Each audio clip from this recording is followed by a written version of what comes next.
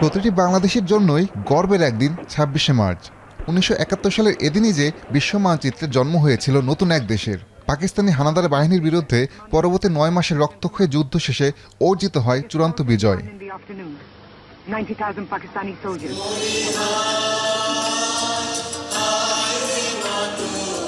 ২৬শে মার্চ মহান স্বাধীনতা দিবস উপলক্ষে প্রতি বছরই সাবেক ক্রিকেটারদের নিয়ে প্রীতি ক্রিকেট টুর্নামেন্টের আয়োজন করে বিসিবি। সেই ধারাবাহিকতায় এবারও লাল ও সবুজ নামে দুই দলে ভাগ হয়ে খেলতে নামছেন সাবেক ক্রিকেটাররা।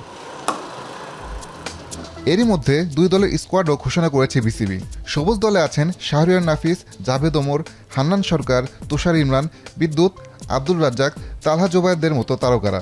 অন্যদিকে লাল দলের হয়ে মাঠ মাতাবেন মোহাম্মদ আশরাফুল, ওপি, মোহাম্মদ রফিক, খালেদ মাসুদ পাইলট, ইলিয়াস সানিরা। এবারের প্রীতি ম্যাচে খেলছেন না হাবিবুল বাশার, মিনহাজুল আবেদিন নান্নু, আকরাম খানদের মতো তারকারা। তবুও বেশ জমজমাট এক লড়াইয়ের অপেক্ষায় ভক্তরা। মিরপুর শেরেবাংলা জাতীয় স্টেডিয়ামে সকাল 10:30টায় শুরু হবে বিশেষ এই ম্যাচ।